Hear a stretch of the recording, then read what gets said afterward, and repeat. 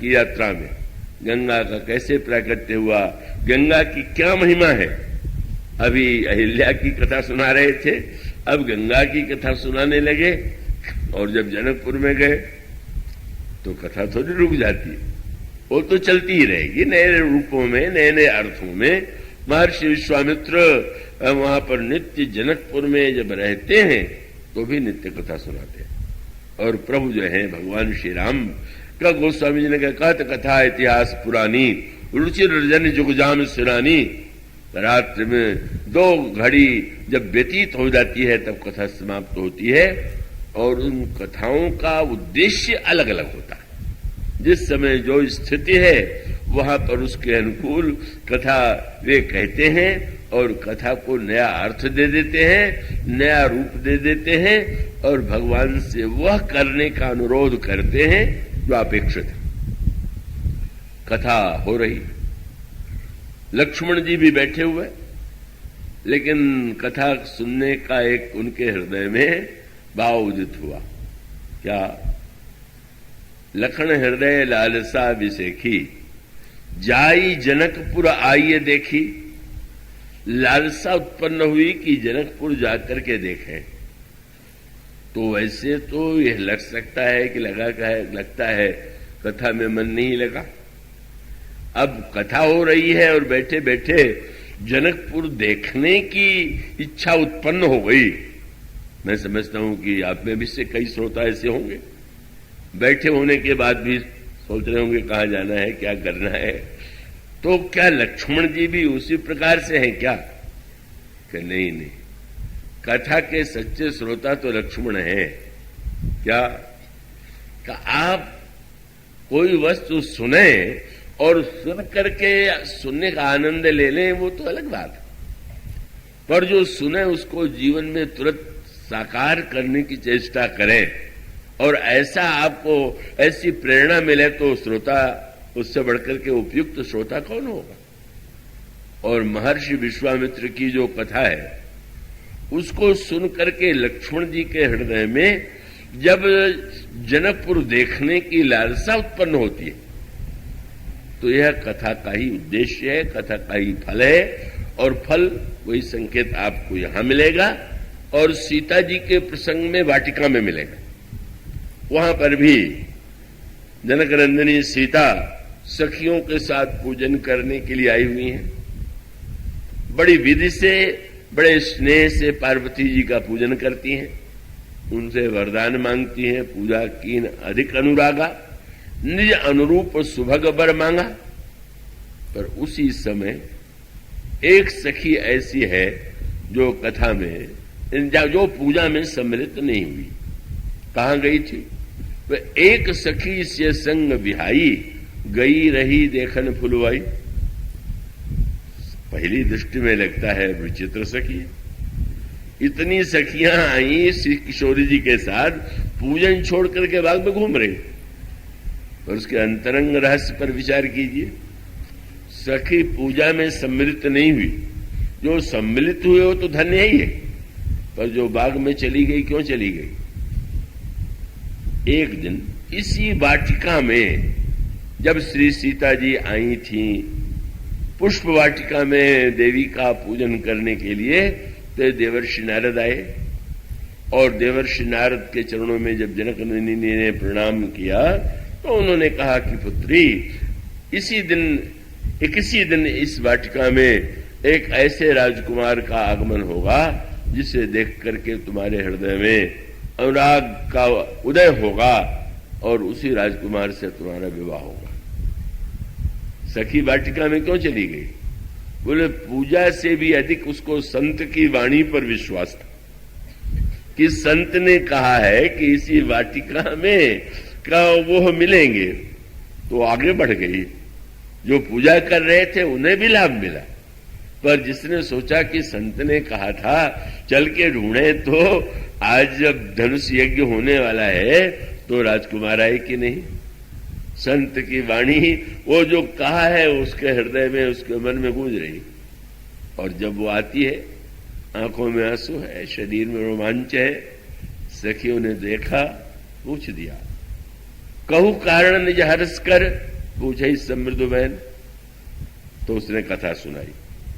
पर कथा का भी सूत्र कितना सुंदर है। कथा की दो पद्धति है, समास और व्यास।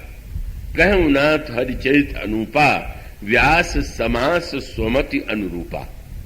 समास माने विस्तार को छोटे में कर दे तो समास हो गया। व्याकरण की एक पद्धति है समास, और व्यास माने किसी बात को फैला देना। तो दोनों प्रकार से कथा होती है। वैसे व्यास विस्तार ही मुख्य करता है, इसलिए वाराणसी में और उधर का वक्ताओं को सबको व्यास ही कह करके पुकारते हैं। मैं भी उमाशंकर जी को व्यास जी कह करके पुकारता हूं। व्यास माने जो विस्तार देता है। लेकिन सखी इस समय जो उसने कथा सुनाया वो व्यास पद्धति से नहीं सुनाया, क्योंकि सुनाने का उद्देश्य पूरा होना चाहिए।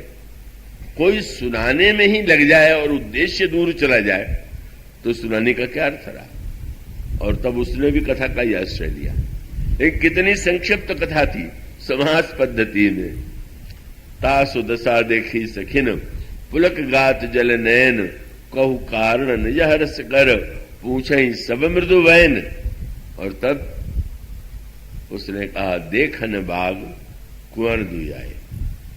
बाग देखने के लिए दो राजकुमार आए हुए, और बोले श्याम गौर सब भांति सुहाए। एक का रंग श्याम है और दूसरे का रंग गौर है, सब प्रकार से सुंदर है। अच्छा अच्छा, और वर्णन बस कथा समाप्त कर दिया एक वाक्य कह करके। अब मैं क्या कहूं, क्यों श्याम गौर की मैं कहूं बखानी, गिरा अनैन नैन बिनुबानी। ऐसी संक्षिप्त कथा अगर मैं कहूं तो शायद आपको बड़ी निराशा हो जाए। अगर बैठ करके मैं कहूं कि मैं क्या कहूं, कहने योग्य है ही नहीं, अनिर्वचनीय है, और हो गई समाप्त कथा, तो आपको तो बड़ा क्षोभ होगा कि इतनी दूर से हम क्या ये सुनने के लिए आए थे कि आज कथा नहीं हो सकती, गला खराब है या कोई कष्ट है या बहुत अनिर्वचनीय तत्व है। पर सखी ने चतुर, कितनी दूरदर्शी, बोले ऐसा न हो कि कथा सुनाने में कथा का उद्देश्य समाप्त हो जाए। राजकुमार आए हुए हैं, वो ये आवश्यक तो नहीं कि ही रुके रहे। अब मैं इतना विस्तार करूं और उस बीच में वो फूल लेने के लिए आए चले जाएं, तो ये तो कथा का कोई, तो इसलिए व्यवहारिक अर्थों में थोड़े में समाप्त कर दिया। पर थोड़े में भी इतनी बात कह दी कि वो बात सचमुच जो है कभी बहुत विस्तार में भी लगता है कि जैसे भूसे भूसा है और उसमें कोई सार नहीं, और कभी थोड़े में भी लगता है न कह करके भी उसने जितना कह दिया। सखी कहती है अरे तुम तो वर्णन करने चली थी, चुप कैसे हो गई। और चुप कैसे हो गई तो उसने ये कहा गिरा नैन, गिरा अनयन नैन विनुबानी। मैं क्या करूं, जिह्वा बोलती है पर उसके पास आंखें नहीं, और आंखें देखती हैं पर उसके पास जिह्वा नहीं। इसलिए मैं अब वर्णन समाप्त करती हूं। क्या नहीं कह दिया, वेदांत की अनिर्वचनीयता का प्रतिपादन कर दिया। वेदांत कहता है ब्रह्म अनिर्वचनीय है, वाणी के द्वारा उसके विषय में कुछ नहीं कहा जा सकता। इसलिए वेदांत का प्रसिद्ध श्लोक है का वो गुरु महोदय वृक्ष के नीचे बैठे हुए हैं और गुरु जी युवा है और जितने श्रोता हैं वो वृद्ध हैं। और वो भाषण क्या हुआ, बोले गुरुस्तु मौनमाख्यानम। गुरु जी ने मौन रह करके भाषण दिया और शिष्य उसको सुन करके धन्य हो गए। तो मनुष्य का अभिप्राय यह है अनिर्वचनीयता का। वेदांत की दृष्टि से इस कथा का सार था ब्रह्म अनिर्वचनीय, और भक्ति की दृष्टि से इसके दो तात्पर्य थे। एक तो यह कि अगर कोई सखी यह कहे कि ये तो सारे संसार का नियम है कि हम आंखों से देखते हैं और जिह्वा से बोलते हैं, तो तुमने आंखों से देखा तो जिह्वा से बोलो। सखी ने कहा नहीं, अन्यत्र तो संभव है कि गिरा से नेत्र से देखें और जिह्वा से कहें, क्यों? बोले जिन वस्तुओं को हम देखते हैं वो भी अपूर्ण है। तो अपूर्ण का वर्णन करने के लिए अपूर्ण इंद्रियों का उपयोग कर सकते हैं। नेत्र भी अपूर्ण, जिह्वा भी अपूर्ण, और साथ साथ संसार की जिस वस्तु का हम वर्णन कर रहे हैं वो भी अपूर्ण। किंतु यहां क्यों नहीं? बोले वो पूर्ण का वर्णन अपूर्ण से कैसे हो सकता है? ब्रह्म है पूर्ण, नेत्र और जिह्वा दोनों अपूर्ण हैं, इसलिए अपूर्ण से पूर्ण का वर्णन नहीं हो सकता। और तीसरा संकेत और बड़ा कर दिया, क्या? नेत्र से देखने के बाद आप जब उसका वर्णन करते हैं तो कैसे वर्णन करते हैं? आपको पहले मन और नेत्र से आपने देखा, मन को साथ में लगाया तो ही दिखाई देगा। अब जब ये सोचें कि हमें सुनाना है तो फिर बुद्धि की सहायता लेंगे, किस भाषा में बोलें, कैसे वर्णन करें, और बुद्धि से आश्रय लेने के बाद जिह्वा से बोलेंगे। सखी ने बहुत बड़ी बात कह दिया। बोले अब वर्णन इसलिए नहीं कर पाऊंगी कि जो बीच वाला माध्यम है उनको देखने के बाद मन तो वहीं रह गया, और जब मन वहीं रह जाए तो फिर बुद्धि को कौन बतावे और कौन सुनावे? माने वह ईश्वर जहां जाकर के मन फिर लौट के नहीं आता। मैं आ गई हूं इसलिए कि मुझे कर्तव्य प्रतीत हुआ। इतने में कितना सुंदर कह दिया कि सुनने का तत्काल फल हुआ।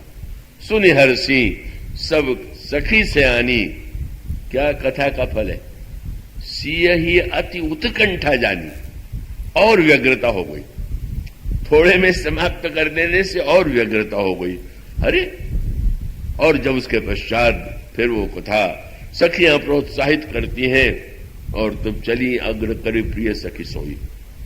मानो कथा का उद्देश्य भी भगवान को पाना है, उत्कंठा उत्पन्न करना है, और वो उत्कंठा उत्पन्न करने के बाद जनक नंदिनी अनुगमन करती है।